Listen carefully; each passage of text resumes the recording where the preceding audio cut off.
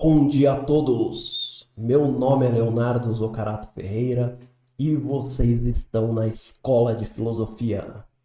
Sejam bem-vindos a mais uma aula do nosso curso sobre a história da Grécia. Nós ainda estamos aqui. Na aula de hoje, nós vamos falar sobre a cidade de Micenas e sobre o trágico destino de Agamenon. Se você gosta da Escola de Filosofia, você deve ajudar o nosso canal. Você pode deixar um like, pode se inscrever, convidar outras pessoas a conhecerem o nosso projeto e ajudar financeiramente o canal. O canal precisa da sua ajuda para ele continuar. Então eu conto com vocês.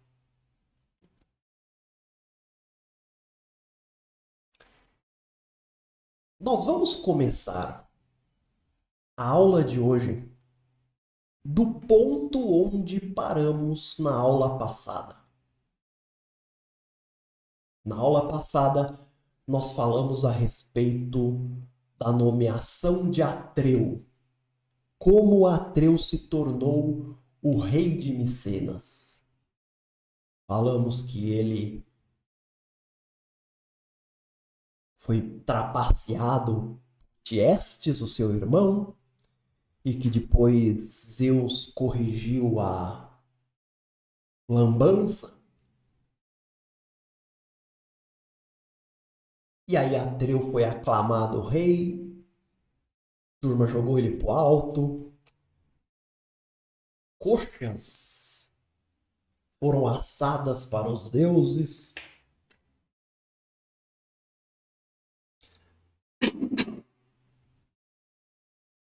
Quando Atreu chegou ao poder, ele fez aquilo que todo governante faz quando chega ao poder.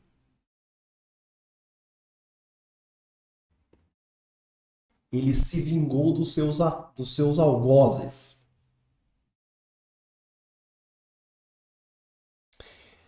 Mas a vingança de Atreu passou completamente dos limites. A vingança de Atreu é conhecida como uma das mais bárbaras e sombrias da história da mitologia grega.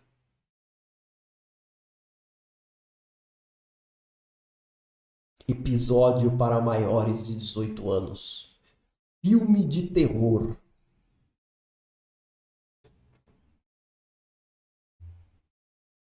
Tiestes tinha 3 filhos.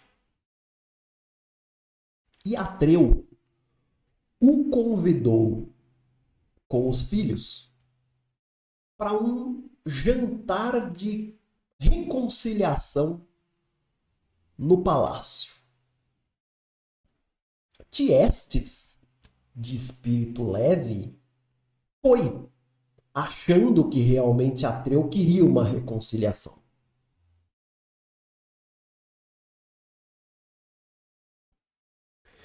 Quando eles estavam no palácio, a mando de Atreu, os funcionários do palácio atraíram as crianças, os filhos de Tiestes, para uma sala isolada. E o que eles fizeram? Mataram as crianças. Uma delas, por sorte, conseguiu escapar. Não se sabe se sozinha ou por intervenção de algum deus, mas escapou. Saiu correndo e escapou. Mas as outras, infelizmente, foram sacrificadas. E o pior vem agora. Tapem os ouvidos. Atreu cortou as crianças e serviu os seus corpos numa sopa no banquete para Tiestes. Mais ou menos como fez o seu avô, o Tântalo, para os deuses. Agora, Atreu decidiu copiar o avô.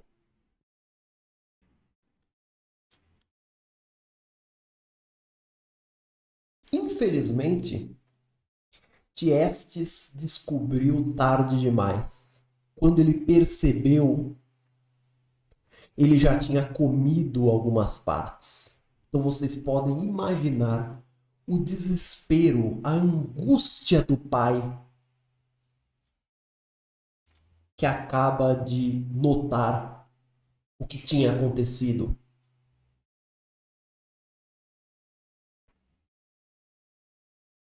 Tiestes amaldiçoou com todas as forças da sua alma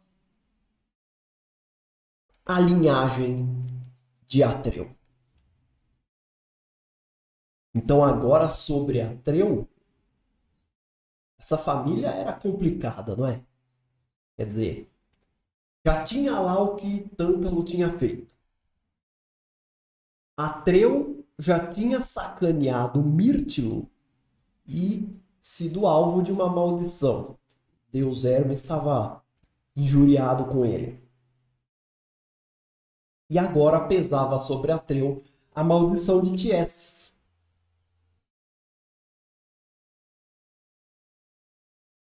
Quem vai pagar o pato? Quem vai ter que suportar todos esses vícios?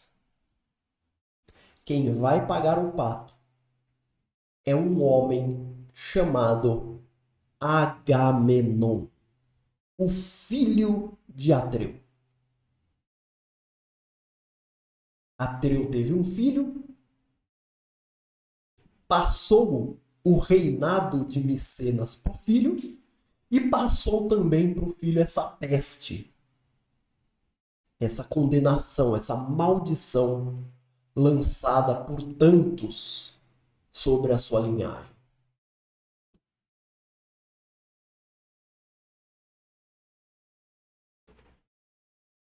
Aqui eu vou fazer que nem o João Kleber. Eu vou fazer aquele para. Só que eu não vou fazer propaganda, eu vou propor para vocês o seguinte. Já que a gente vai falar sobre Agamenon, e já que a gente está falando tanto sobre a cidade de Micenas, vocês não querem conhecer a cidade de Micenas comigo? Que tal? Vamos? Então vamos! Sejam bem-vindos à cidade de Micenas.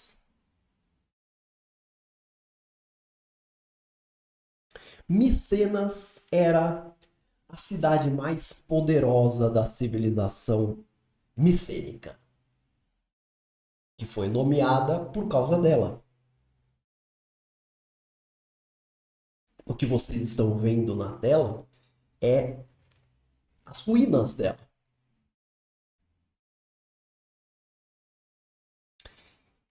A respeito do seu formato, ela copiava um formato meio padrão de muitas outras cidades que ficavam no continente grego.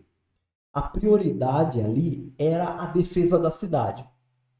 Então essas cidades, elas em geral eram construídas em colinas, em lugares altos, onde você podia ver as planícies em volta e podia ser defendida. O que eles faziam? Eles construíam uma fortificação nessas colinas e construíam a cidade em volta. As casas iam ficando em volta dessa fortificação. Então, quando tinha algum pega para capar, quando o lugar ali era invadido, todo mundo corria para a fortificação para ficar seguro. Qual era o nome que os gregos davam a essa fortificação? Eles chamavam de Acrópole. Então, a Acrópole era essa fortificação que, em geral, ficava no centro das cidades, porque as cidades se desenvolviam em volta. E aí depois, né, isso ao longo da história, eles foram depois colocando templos na Acrópole, etc.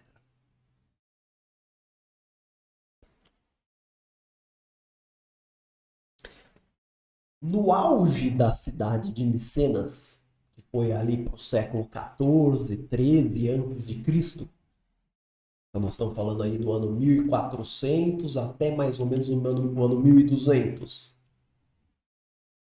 Ela tinha um perímetro de cerca de 32 hectares e tinha uma população de mais ou menos 6.500 pessoas. Então vocês olham e falam assim, pô, professor, pouca gente, né? Pouca gente para os nossos padrões. Na época lá era bastante gente. Knossos era maior, mas 6.500 pessoas também era bastante gente. E Micenas dividia a planície com outras duas grandes cidades. Ela ficava na planície de Argos e ela dividia essa planície com a cidade de Tirinto, que ficava mais ao sul, e com a cidade de Argos. Mas até hoje a gente não sabe se a cidade de Micenas tinha algum domínio sobre as outras cidades. O mais provável é que ela fosse independente, assim como as outras, cada um tinha o seu rei, e que existia ali uma relação de parentesco, porque esses reis eles casavam uns com os outros.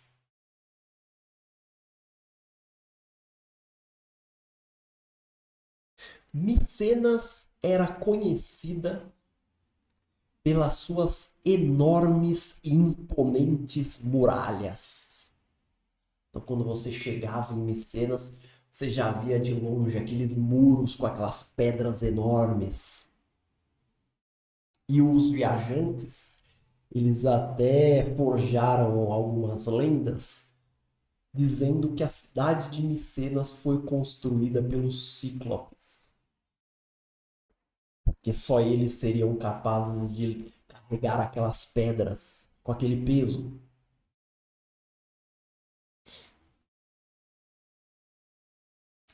A muralha, ela tinha uma saída secundária que dificultava você colocar a cidade em cerco, né? Porque as guerras antigas elas eram muito assim. Você chegava com o teu exército, aí você tinha essa muralha, tipo a muralha de Micenas. E você não tinha como entrar na cidade. Era muito complicado entrar na cidade. Porque não tinha nem as catapultas, ainda não existiam essas armas. As armas de cerco, elas ainda não existiam nessa época. Então você chegava com seus soldados, dava de frente com essa muralha, e o que você fazia? Você cercava a cidade para evitar que as pessoas saíssem e entrassem na cidade, e assim você esperava pressioná-los para que eles fossem obrigados a abrir a cidade. Quando acabasse a comida, a água, etc. As guerras antigamente eram assim. Você chegava na cidade, você cercava e você ficava ali enchendo o saco dos caras. Para tentar diminuir essas possibilidades, aqueles que construíram as muralhas fizeram, por exemplo, essa saída secundária, que era uma saída meio secreta, para tentar uma vazão extra. Os soldados, de repente, pegarem o exército inimigo de surpresa, essas coisas. E além disso, olha que interessante. Quando eles foram construir a muralha, eles construíram de modo a incorporar uma cisterna que tinha ali para que ela ficasse dentro da muralha. Então, pelo menos sem água eles não ficavam. Esses eram os cuidados que os arquitetos antigamente tinham.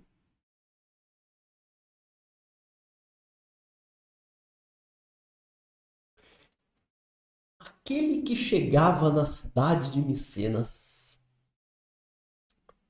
parava antes de entrar na cidade sob o seu imponente portão de entrada, o famoso Portão do Leão, ou Porta do Leão. A entrada principal da cidade era esse portão que vocês estão vendo na tela. Uma porta que era de madeira, né? O portão em si era de madeira, então ele não existe mais, se perdeu ao longo dos anos. Mas o que não se perdeu é a representação que fica em cima da porta e que dá uma pista de como a cidade se representava. O que você tem aí? Você tem um santuário. Sobre o santuário você tem, na verdade, um altar, né? Um altar. Sobre o altar você tem uma coluna, que significa a resistência, a durabilidade, né? A perenidade da cidade.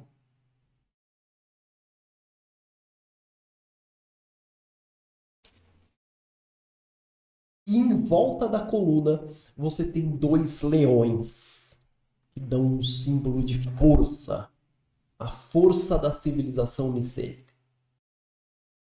Uma curiosidade, se vocês perceberem bem, os leões estão sem cabeça.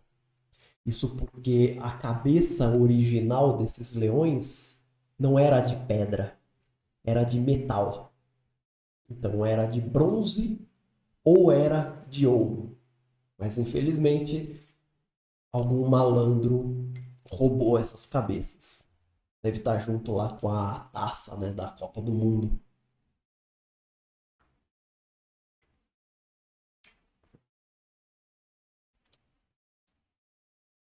Aqui vem a parte mais interessante da cidade.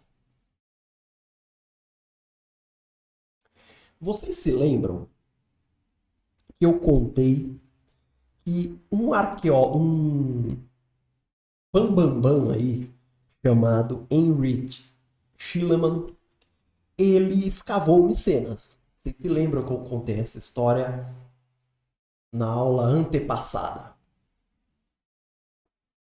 Tem uma passagem aqui que é muito interessante, vocês vão adorar. Heinrich, ele começou a cavar passando a Porta do Leão. Ele começou a cavar num local à direita da porta.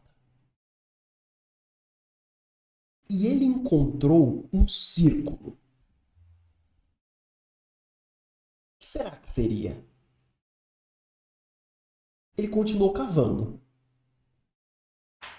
Primeiro ele achou algumas estelas com imagens de guerreiros. E ele foi mais fundo. E ele encontrou uma tumba. 7 sepulturas com diversos corpos e com muito ouro.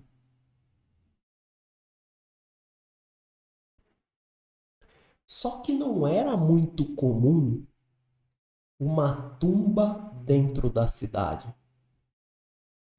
As muralhas da cidade, elas foram construídas depois da tumba. Primeiro a tumba foi construída, depois a muralha. Então o cara que construiu a muralha, ele queria que a tumba ficasse dentro da cidade. Então não era uma tumba comum. Quem estava enterrado nessa tumba era a família real micênica. Eram os governantes de Micenas. Então veja que Que curioso. Os micênicos queriam que aqueles que entrassem na cidade vissem a tumba dos seus antepassados. O cartão postal de Micenas era essa tumba. Eles queriam que as pessoas que entrassem soubessem que ali estavam os seus antepassados. É como se eles dissessem assim: esse aqui é o nosso espaço. Esse aqui é o nosso lugar. Isso aqui pertence a nós. Essa é a nossa cidade. Porque aqui estão enterrados os nossos avós e os nossos bisavós. Aqui estão enterrados os nossos heróis. E é por isso que eles fizeram questão de que a tumba fosse a primeira coisa a ser vista por um visitante.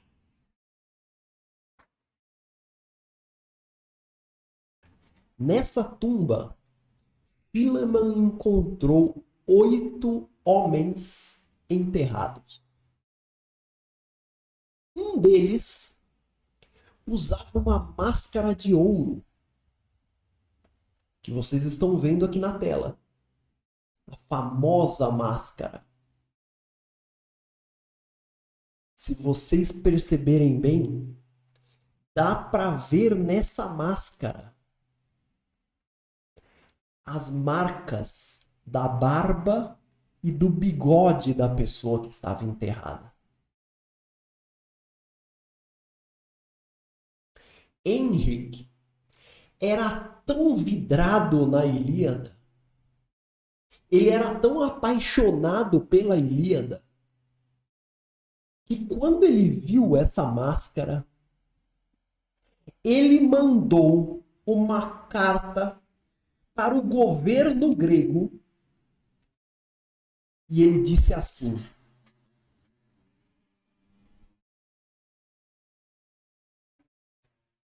eu vi o rosto de Agamenon.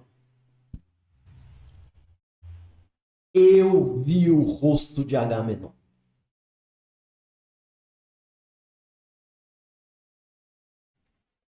A partir desse momento, essa tumba ficou conhecida como Tumba de Agamenon. E por algum tempo achou-se que foi o próprio Agamenon que foi enterrado ali.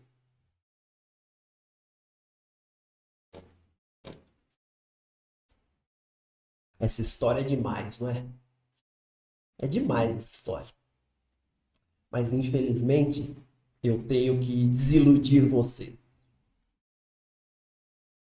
Porque os arqueólogos fizeram depois alguns testes e viram que os corpos eles eram de 1600 a.C. E a gente estima que Agamenon viveu ali na proximidade da Guerra de Troia, que deve ter acontecido mais ou menos em 1300. Então, de duas uma. Ou Agamenon era mais velho que o Drauzio Varela, ou não era Agamenon porcaria nenhuma. Né? Não era Agamenon. Não era o rosto de Agamenon. Aí Agamenon, a gente não sabe onde ele foi enterrado. Não foi nessa tumba. Talvez tenha sido no Tesouro de Atreu, porque o Tesouro de Atreu ele é mais novo do que essa tumba. Mas na verdade a gente não sabe onde ele foi enterrado. O que a gente sabe é que essa máscara não é a máscara de Agamenon, mas o nome ficou. Se você jogar na internet, máscara de Agamenon, vai aparecer. O nome ficou, o nome colou e ninguém vai descolar mais. Valeu aí, Chileman.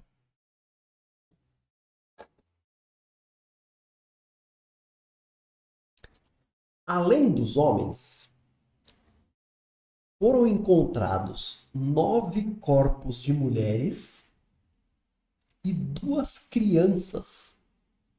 E a curiosidade é que as crianças estavam com o corpo inteiro envolvido em ouro.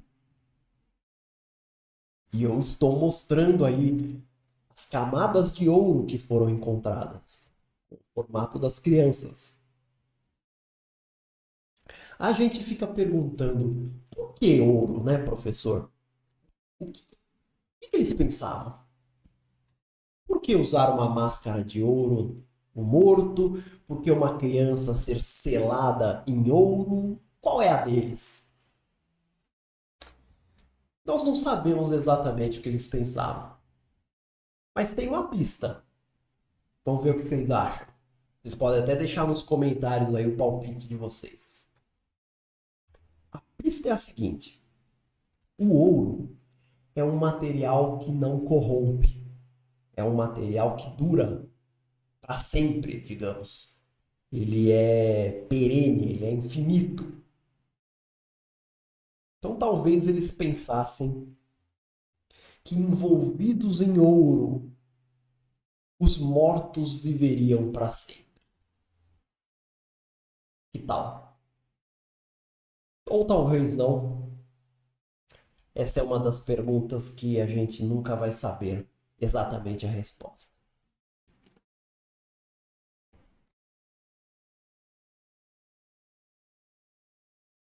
Eles acharam nessa tumba uma série de outros objetos também, objetos de vestimenta, diademas, coroas. Eu vou mostrar algumas imagens na tela, até alguns objetos bem interessantes, objetos que parecem broches que remetem a temas minoicos. Então tem objetos lá que tem o formato de uma cabeça de touro, tem um objeto que tem o formato de um machado duplo, tem uns que tem o formato de uns santuários que parecem aqueles santuários de Knossos ou da deusa Jakirotiri.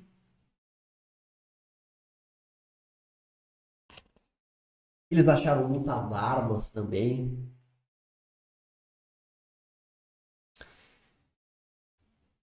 Bom, um outro ponto de interesse da cidade de Micenas era, obviamente, o palácio. Era o Palácio de Micenas. Para falar sobre o palácio, eu vou precisar usar um plano de outro palácio, porque o plano do Palácio de Micenas ele não está muito bem feito. Então, como eu quero explicar algumas características gerais, eu vou usar outro plano aqui, que é o do Palácio de Pilos, que é o palácio do rei Nestor, que é o que vocês estão vendo na tela. O plano do Palácio de Micenas obedece mais ou menos a esse esquema também, tá? Então, tá aí um palácio micênico. Isso era um palácio micênico. Vocês devem estar olhando para isso e já devem estar pensando assim, caramba, isso é muito diferente do Palácio de Knossos, não é? Como é que a gente compara esse tipo de plano com aquela zona que era o plano de Knossos? Não é de se estranhar que Teseu ou qualquer outro cara lá que a respeito do qual Teseu foi inspirado, não é à toa que Teseu, quando saiu desse ambiente e foi para Knossos, chamou aquilo de labirinto. Os herdeiros de Teseu, eles estavam acostumados com isso. Com esse palácio arrumadinho, organizado, bonitinho, com os seus estoques bem visíveis. Então aí ele chega em Knossos e chama naturalmente aquilo de labirinto. Chama a atenção a simplicidade e a objetividade do palácio. Veja só, você entra por aqui, e em poucos passos você já passa pelo vestíbulo e chega no Megaron. Pronto. E por que o Megaron? Porque o Megaron era a parte mais importante do palácio. Porque era onde ficava o rei. Então você queria encontrar o rei? Você tinha que entrar aqui, dar alguns passos em linha reta e pronto. Você viu o rei.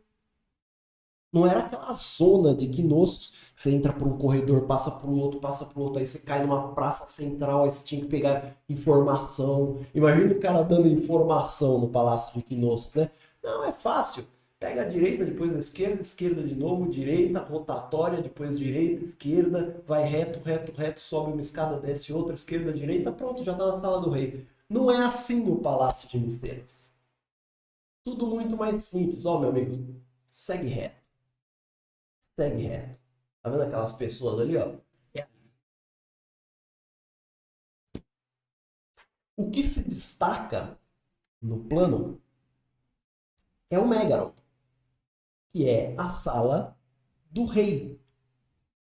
O Megaron é uma estrutura típica do palácio micênico. Então, todos os palácios da civilização micênica tinham um Megaron.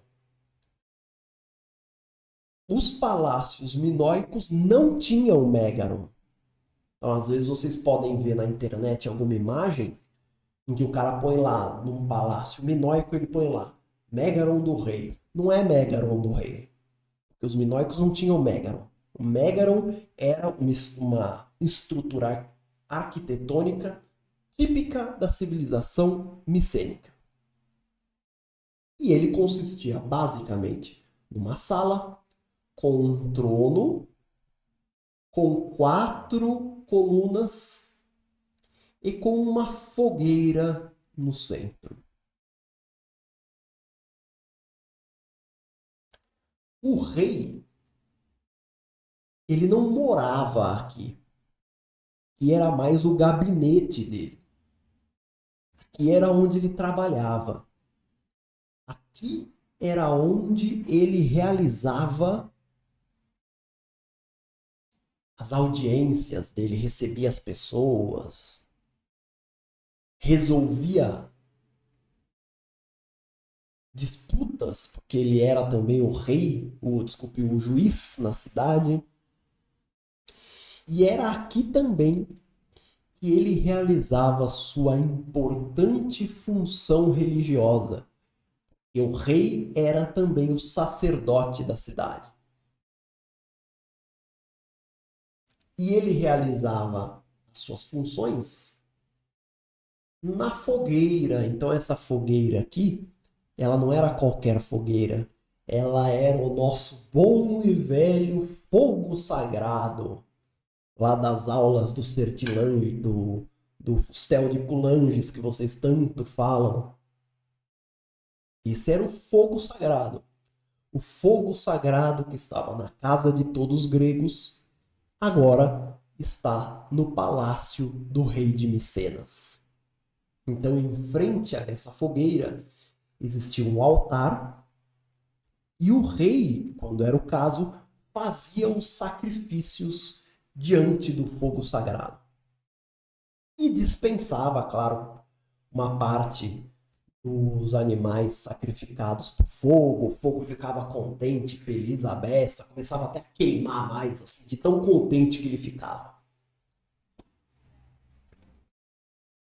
Uma curiosidade. A mitologia grega, ela consagra o fogo sagrado. Ele não é muito participativo naquelas bizarrices que os deuses faziam.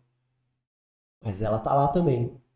Uma das 12 deusas do Olimpo é uma senhora bastante discreta, responsável pelo lar, a protetora do lar, a deusa Hestia.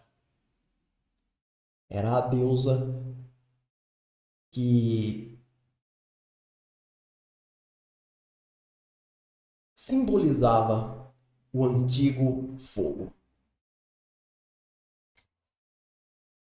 Os palácios eram o centro administrativo da vida da cidade.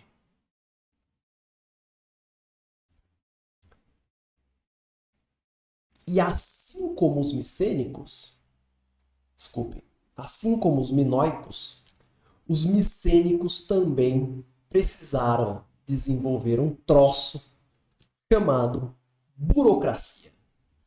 A nossa boa e velha, a nossa amável burocracia. Será que algum dia, será que chegará o dia em que um estudo será feito para entender por que o brasileiro gosta tanto de burocracia? Nossa, cara. Eu quando trabalhava no serviço público, olha, tinha coisas lá que, assim, não tem cabimento isso aqui, cara. É assim? É, não tem cabimento. Enfim, os micênicos precisavam de burocracia, porque lembre-se que nessa época não existia cunhagem de moedas. A cunhagem é algo do século VI, aqui nós estamos no século XIV. Então esses palácios, eles cobravam impostos da população em forma de mercadorias. Então o palácio era um entra e sai de mercadorias maluco. Era gente entrando com um saco de trigo, outro saindo com azeitona, era um que estava levando vinho para um santuário, era assim. E você precisava controlar isso tudo. Então, se a gente voltar aqui para o plano de Pilos, a gente vê que logo aqui na entrada você tinha como se fosse um cartório. Só que é como se fosse um cartório, essa salinha aqui. E aqui era a entrada do palácio, ou seja, tava lá um cara entrando no palácio com um saco. Parecia um funcionário. Ô, ô, ô campeão, onde você vai? Eu tô indo falar com o rei. O que você tá levando aí? Eu tô levando um saco de trigo. Vou pagar minha taxa que tá atrasada, o DARF tá atrasado. Deixa eu anotar isso aí então. Pegava uma tabuleta de barro e anotava.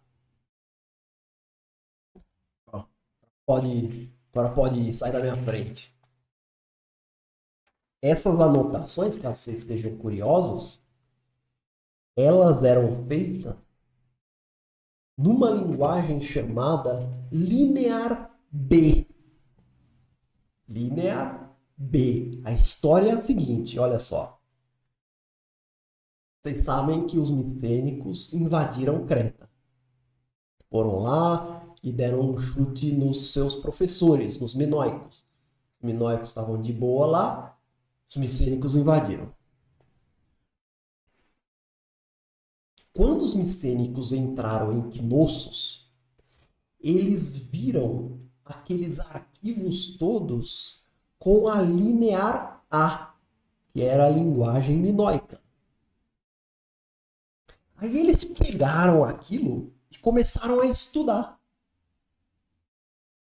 E o que eles fizeram foi adaptar a linear A ao grego que eles falavam.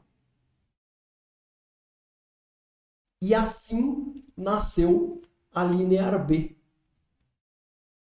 Então a linear B micênica é uma derivação da linear A em grego. E é por ser em grego e por a gente ter mais amostras dela E a gente conseguiu traduzir.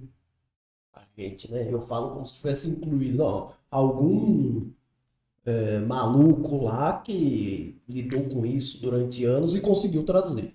Isso foi na década de 50. Então a linear A, que é a linguagem minoica, não está traduzida. Mas a linear B está. Só que, infelizmente, para vocês que ouvem isso pela primeira vez, a linear B ela acabou sendo um pouco decepcionante. Não para os especialistas, né? Especialista acha tudo maravilhoso. Mas é que é assim, como eu disse, essa linear B, ela era usada nesse ambiente do palácio. A linear B não era usada fora do palácio, a não ser um funcionário ligado ao palácio que esteja fora do palácio, mas ela é usada no contexto do palácio. E ela era usada basicamente em comunicações entre os funcionários do palácio e para registro. Então, que tipo de contexto ela era usada? É assim: um funcionário queria mandar um jarro de vinho para um santuário perto da cidade.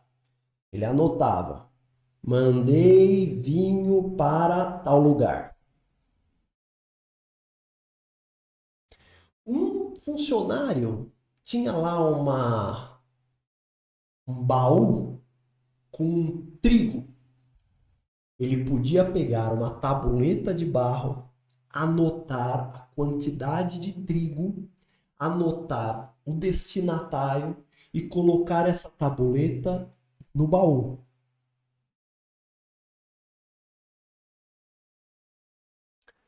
Às vezes, você tinha um recipiente fechado e você podia usar a tabuleta de barro como uma espécie de selo desse recipiente. Você fechava o recipiente, colocava alguma coisa de valor lá e você selava com um pouco de barro e botava um carimbo do funcionário do palácio. Então, se algum malandro tentasse abrir, ia quebrar o selo. Esse era o tipo de contexto que a linear B era usada. Então, quando a gente conseguiu traduzir a linear B, tudo que a gente viu foi isso. Uma garrafa de azeite perfumado entregue para fulano. Um pote de vinho entregue para o santuário do deus tal. Esses eram os contextos. Aonde eu quero chegar? Não foi encontrado nenhum livro, nenhum texto sagrado, nenhum código de leis, nenhum poema, nada disso foi encontrado em linear B. Isso é um pouco frustrante.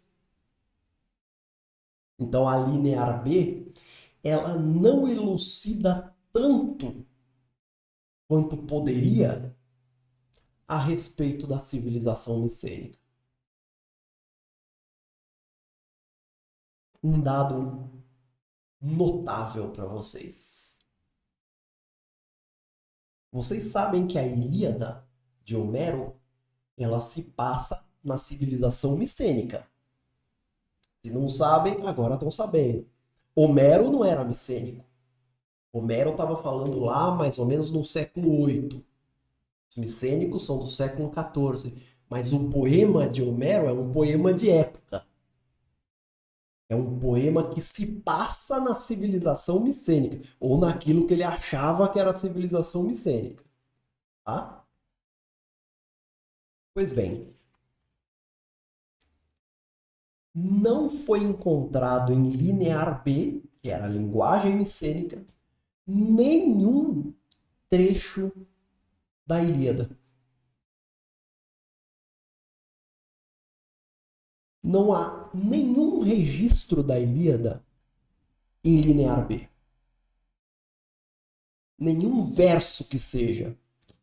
Nada. Então fica aí a pergunta que eu vou responder nas próximas aulas. Como diabos Homero, da onde diabos Homero tirou essas histórias? Isso vai ser respondido em aulas futuras.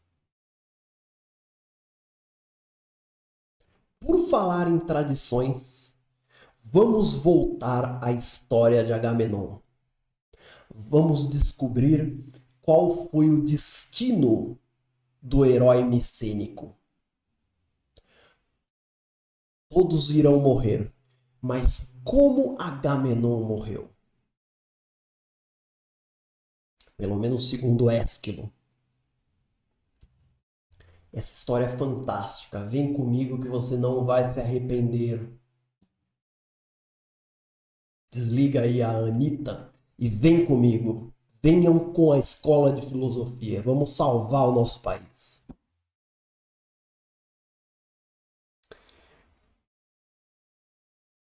Como eu dizia, Agamenon herdou o reino de Micenas. Atreu era o rei, Atreu teve um filho, Atreu aprontou até dizer chega e depois entregou a bucha para Agamenon. A bucha não foi o reino de Micenas. O reino de Micenas era uma beleza, ser rei e tal, ser adulado, é tudo lindo, não? A bucha é a maldição ou as maldições.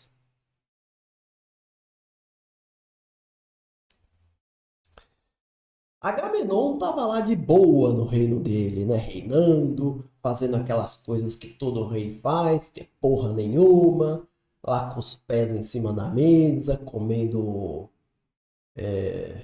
tomando açaí, né? E os problemas dele começaram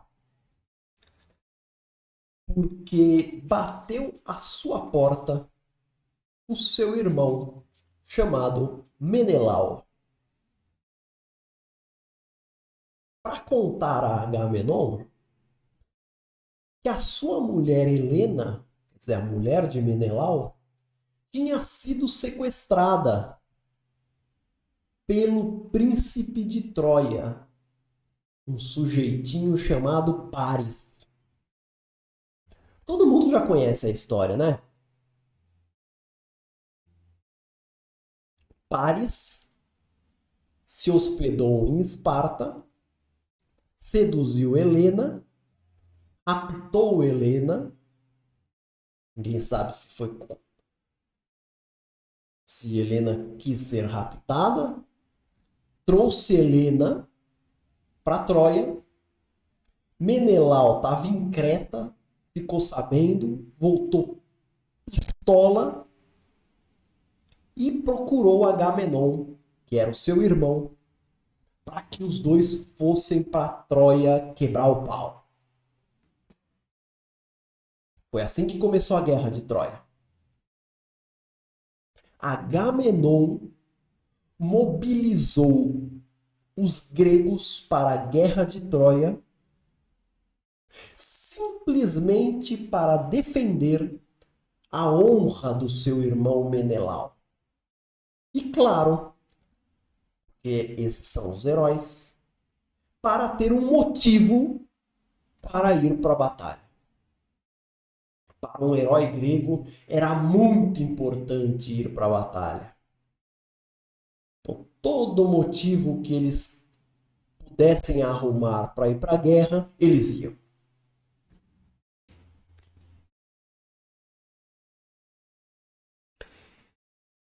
Quando nós lemos a Ilíada,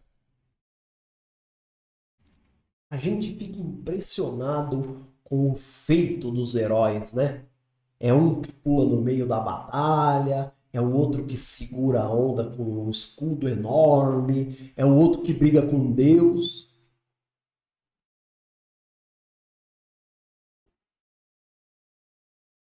Ésquilo, ele levantou uma questão que geralmente não é trazida à baila. Ele decidiu mostrar pra gente um novo ângulo dessa história. E qual era esse ângulo? Ele decidiu expor a aflição da população grega com a guerra e não tinha, na verdade, nada a ver com o assunto. Vamos lá, vamos lá. Menelau e Agamenon começaram uma porcaria de uma guerra por uma questão privada, por uma questão familiar. Eles opuseram duas cidades, na verdade, uma cidade que era Troia, contra toda uma civilização, porque a guerra de Troia envolveu um monte de cidades gregas. Eles opuseram esses dois grupos um contra o outro por causa de uma questão familiar.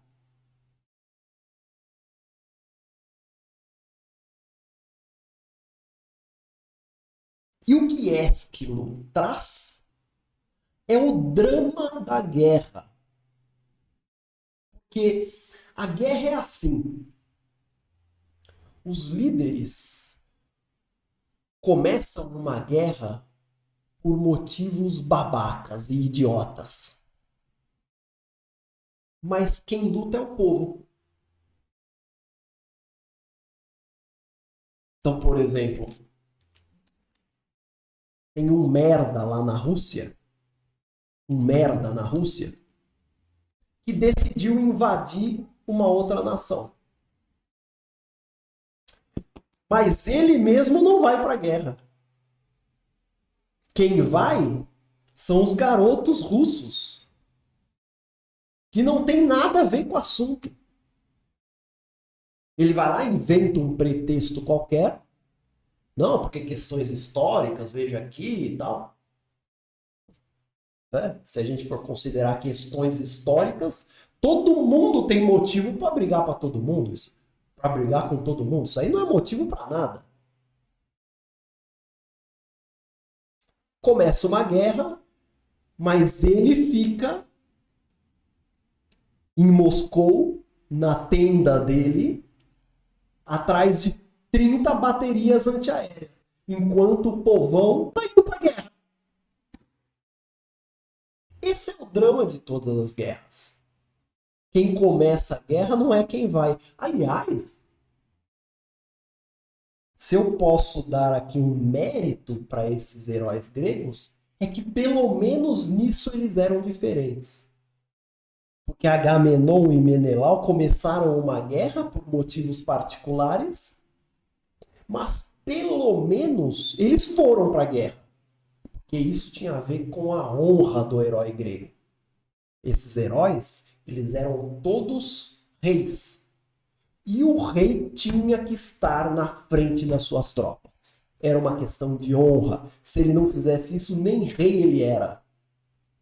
As pessoas já davam um chute nele e já tiravam ele do poder. Então, se eu posso dar algum mérito para Menelau e Agamenon, é o de que eles foram para a guerra.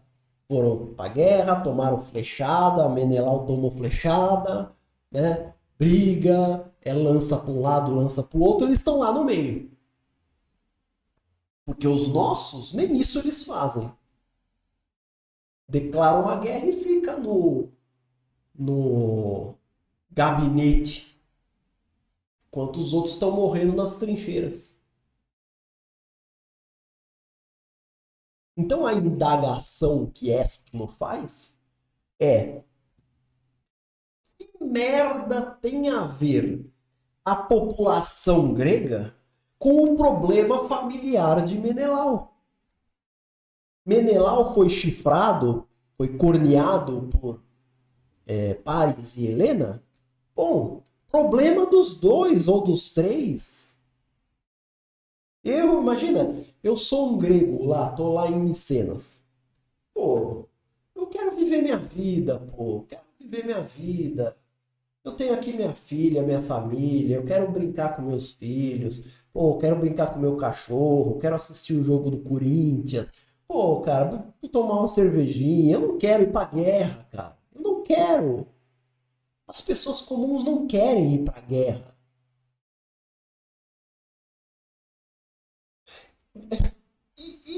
E a população de Troia, então? Imagina, o cara tá lá em Troia de boa, tomando uma água de coco, e aí aparece Paris com uma mulher, e a galera, claro, porque a população já olha isso e já, ih, tamo fudido, ó. O cara trouxe uma mulher aí, ninguém sabe de onde é, daqui a pouco aparece o marido dela, e quem vai ter que lutar? Nós.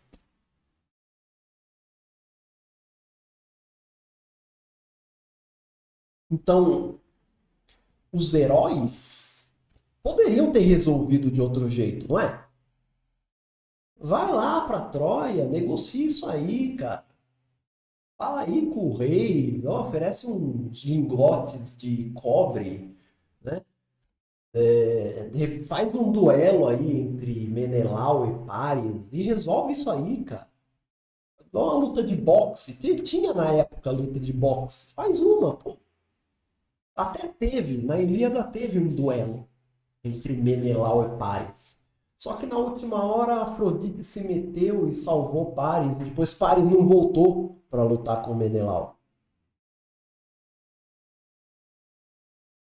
Então, pô, mas os heróis não sabiam resolver de outra forma, né? É aquela brincadeira que fazem, né? Se você é um martelo, você só vê prego. E se você é um herói grego, você só sabe resolver as coisas na pancada. E aí, né, se fosse só isso, beleza, mas você vai arrastar o povo inteiro contigo? Menelau e Agamenon fizeram isso.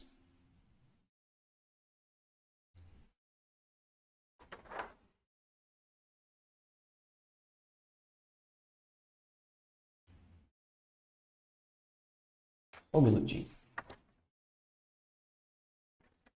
Não, tá certo. É tanta folha que eu me perco.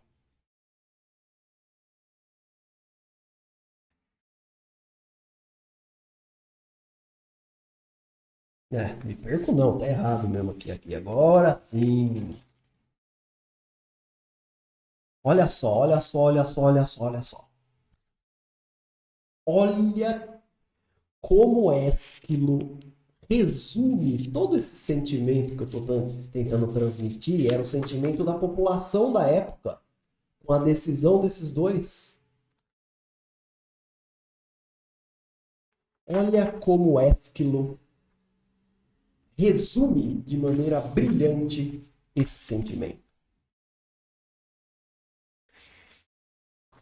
Por toda parte, em cada casa triste, de onde partiu algum guerreiro aqueu, o desencanto reina, angustiando os corações, e tudo é inquietação. Todos se lembram bem dos que partiram e pressentem que, ao lar de cada um, em vez dos homens idos, voltarão apenas urnas fúnebres e cinzas. Ares sangrento, quer dizer, o deus Ares, mercador da morte. Só uma explicação. Ares era o deus da guerra pela guerra. Ele era um sanguinário, ele era o cara que lutava por lutar. Ele queria uma batalha. Atena também é a deusa da guerra, mas da guerra justa, da guerra justificada. Ares não. Então não é à toa que ele está mencionando Ares. Porque esse sentimento dos humanos que simplesmente gostam de brigar por brigar o sentimento, é Ares, é a manifestação de Ares. Ares sangrento, mercador da morte, decide o resultado das batalhas e a quem espera manda lá de Troia o pó que as fogueiras crepitantes num instante reduziram tantos gregos, ainda quente e úmido de lágrimas. Então é assim. Os soldados gregos da Ilíada, os heróis, eles eram queimados, eles eram cremados quando morriam. Eles não eram enterrados, eles eram cremados. Então é por isso que o texto está dizendo que Ares, com muito prazer, ele vai, para quem espera na cidade grega, ele vai mandar o pó. O pó, o que que é? São as cinzas dos gregos mortos.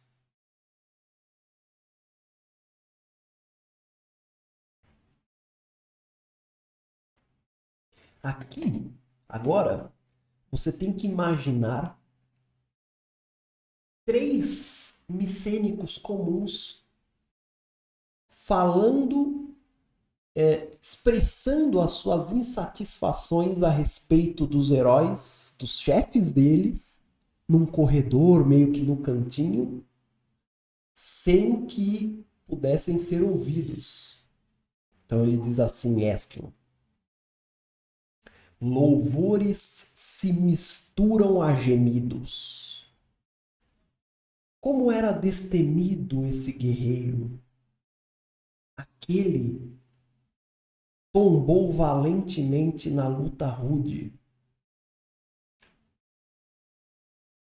por uma esposa alheia.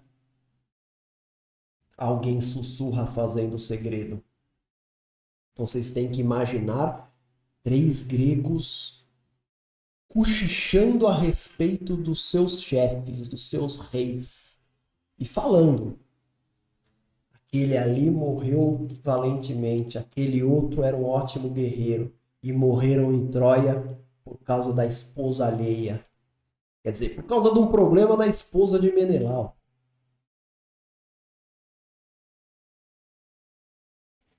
Doloroso descontamento, desculpe, e doloroso descontentamento brota furtivamente e se difunde visando aos 2 Átridas vingadores. Átridas eram os filhos de Atreu, Menelau e Agamenon. Em Troia, todavia, bem distante, ao longo das muralhas da cidade, jazem por terra muitos gregos mortos na época mais bela da existência. Conquistadores, sim, mas engolidos na hora extrema pelo chão vencido. Conquistadores largados, mortos. De que vale isso tudo? É perigosa a voz de uma cidade magoada. A maldição de muita gente. Prevejo, temeroso, tenebrosos, terríveis fatos, pois os deuses guardam a nítida visão de tantas mortes.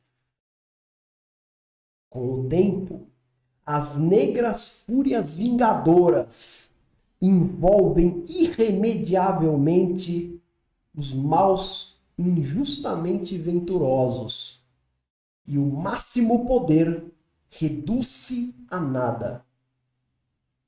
E desse fim, sem sombra de esperança, ninguém jamais escapará.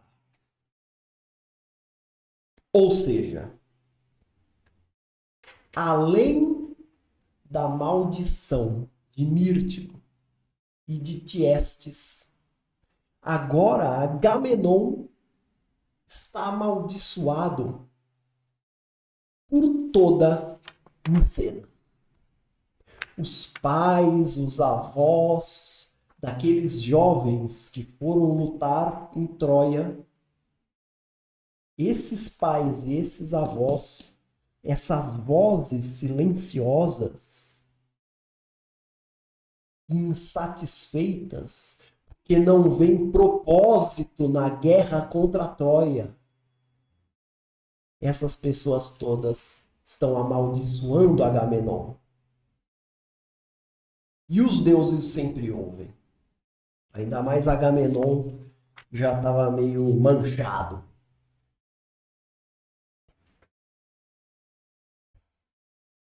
A decisão de ir para a guerra foi imprudente e movida exclusivamente pela ambição e pela vingança. E nada de bom pode acontecer a heróis que tomam decisões com base nesses parâmetros. A tragédia de Agamenon é que Agamenon não sabe ser de outro jeito. Como qualquer herói, ele está condenado a viver como um herói e a sacrificar a sua própria vida e o seu mundo para poder lutar em Troia. Vejam os senhores, quando eu falo a respeito do mundo de Agamenon, eu estou sendo quase literal.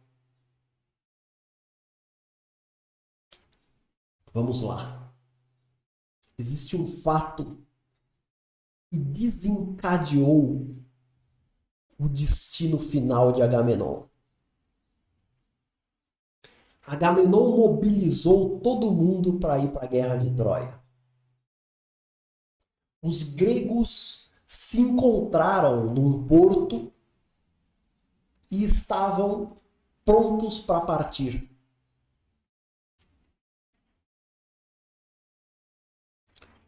Mas os barcos estavam parados. Por quê? Porque não tinha vento.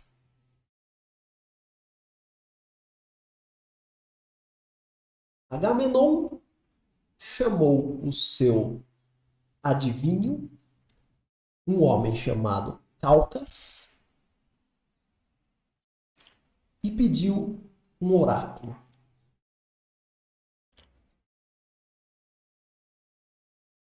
Os sinais das aves, disse Calcas, não deixam dúvidas. Ártemis tá puta com você, Agamenon. Ela parou os ventos. O motivo é bocó, que nem qualquer motivo dos deuses gregos. Dizem que a história é assim. Agamenon, um belo dia, estava caçando. Ele matou um cervo e aí ele, na empolgação, gritou assim: nem Ártemis teria feito como eu. Pronto. Foi suficiente para irritar a deusa.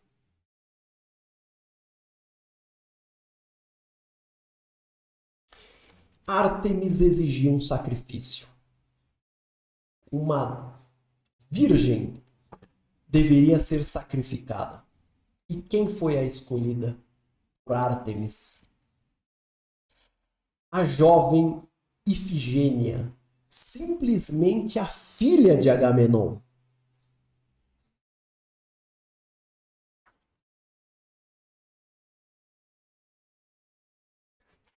Agamenon estava tão obcecado pela guerra que ele aceitou dar a sua filha como sacrifício simplesmente para ir para a guerra.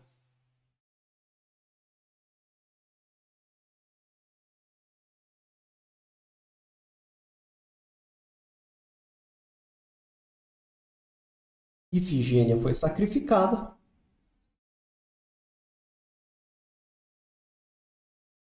E os ventos voltaram.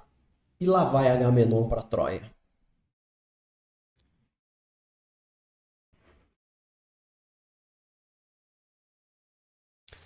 Esse sacrifício de Ifigênia instalou dentro da mulher de Agamenon, Clitemnestra, um ressentimento invencível como contra o marido. Afinal de contas, né, totalmente justificado. Que mãe que gostaria de ver a sua filha ser sacrificada apenas para o maridão poder trocar soco com outro marmanjo do outro lado do Egeu? Então, Clitemnestra foi mais uma aí que tinha motivos para amaldiçoar Agamenon.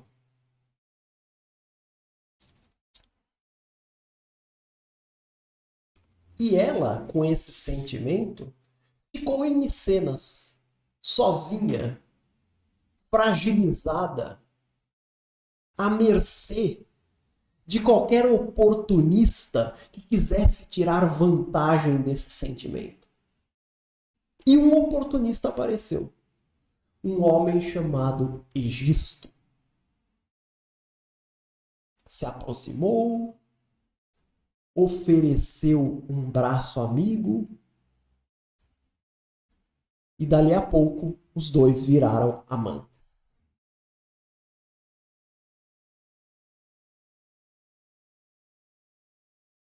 E Egisto ficava na orelha de Clitemnestra, convencendo-a a se vingar do marido e a matá-lo.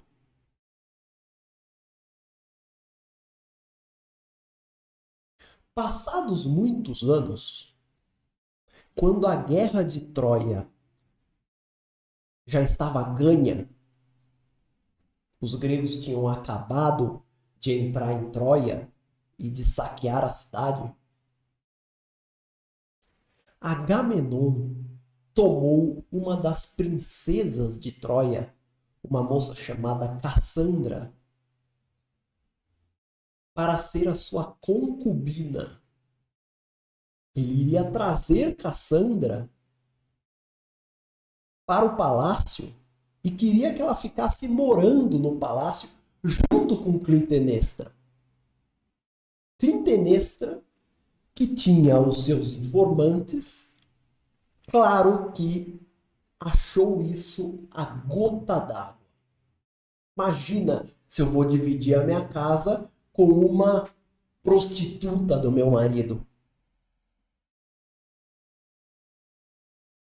E tomada pelo ódio, ela planejou com Egisto o assassinato de Agamenon.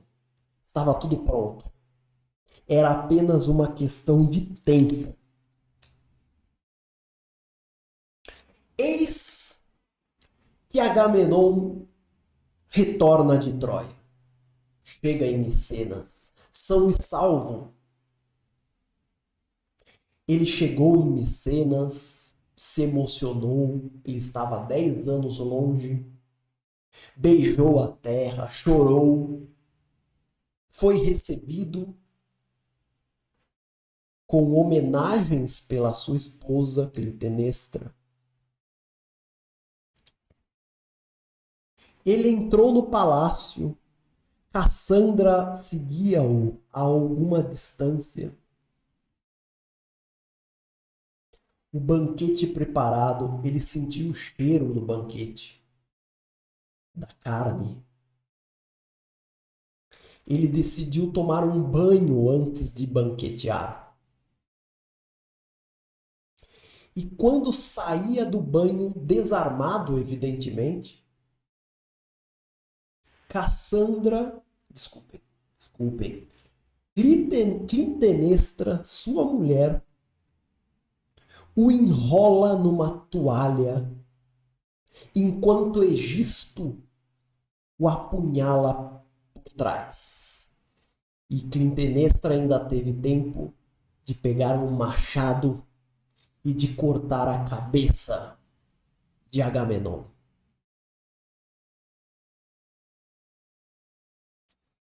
Ela ainda tomou o corpo de Agamenon, o levou para um lugar central no palácio e, com a tranquilidade da esposa vingada, confessou o crime.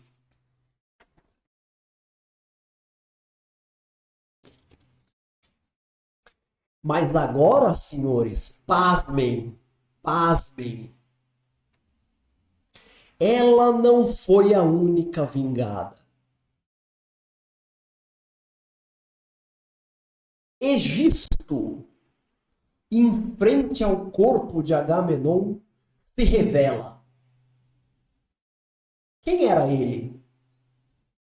Egisto era o filho de Tiestes, o tio de Agamenon. Egisto era aquela criança que conseguiu escapar enquanto os seus irmãos eram mortos para servir de banquete para o seu pai. Egisto era o garoto que estava destinado a cumprir a maldição do seu pai. E ele cumpriu.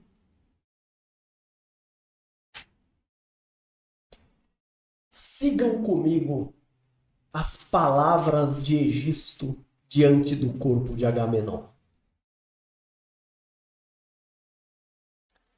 Animadora luz do dia da justiça, chegou enfim a hora de dizer que os deuses, cuja missão mais certa é castigar os homens, vigiam lá do alto os crimes cá na terra, pois nesse instante, para meu contentamento, diviso essa criatura morta, o corpo envolto num véu tecido pelas fúrias vingadoras, pagando plenamente os crimes do seu pai. De fato, Atreu, senhor de todo esse país e pai desse homem, expulsou o bom Tiestes, meu pai e seu irmão, para falar mais claro, do próprio lar e da cidade onde vivia, imaginando o seu poder ameaçado. Tiestes, o infeliz, foi recebido bem. Não o mataram logo, e naquele momento seu sangue nobre não manchou o solo pátrio. Atreu, pai desse homem ímpio, simulou acolhimento falsamente cordial e, pretextando assinalar condignamente um dia de holocausto, regalou meu pai com os corpos retalhados de seus pobres filhos. No prato enorme, embaixo foram postos antes os pés e as mãos e por cima, para escondê-los, outros pedaços das crianças desmembradas. O prato foi dado a meu pai, conviva único, sem distinguir de pronto a trágica verdade. Meu pai comia, sem saber, uma iguaria fatal à sua raça. Mas ao perceber tardiamente o que até então comera, ergueu-se, recuou e, entre gritos horríveis, vomitando alguns pedaços que engolira, lançou tremenda maldição sobre os Pelópidas, filhos de Pélops. Desfez a pontapés a mesa do banquete e repetiu alucinado a imprecação. Assim pereça a raça inteira de Clístenes. É um dos antepassados de Atreu.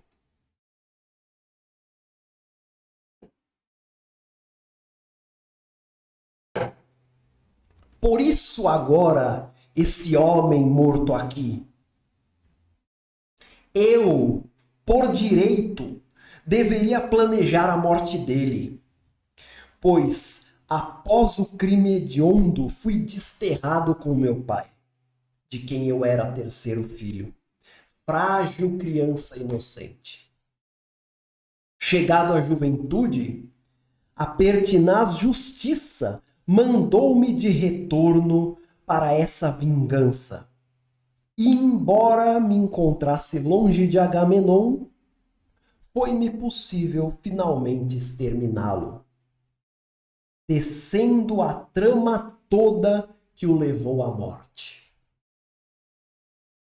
Nesse momento, até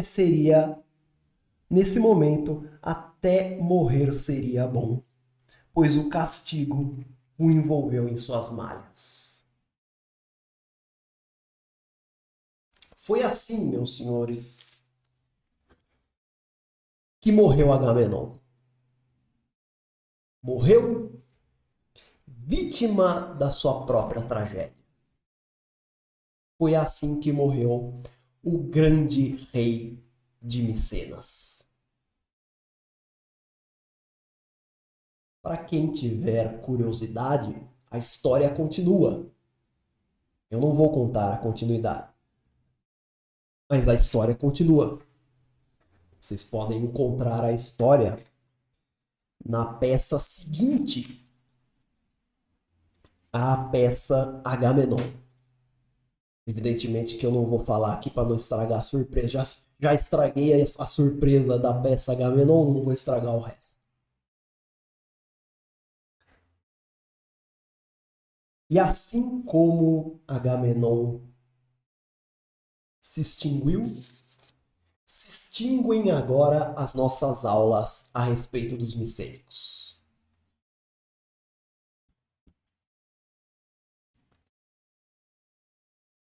Muito obrigado a todos. Muito obrigado a vocês que têm apoiado o canal. A gente se vê na semana que vem. Um abraço e até mais.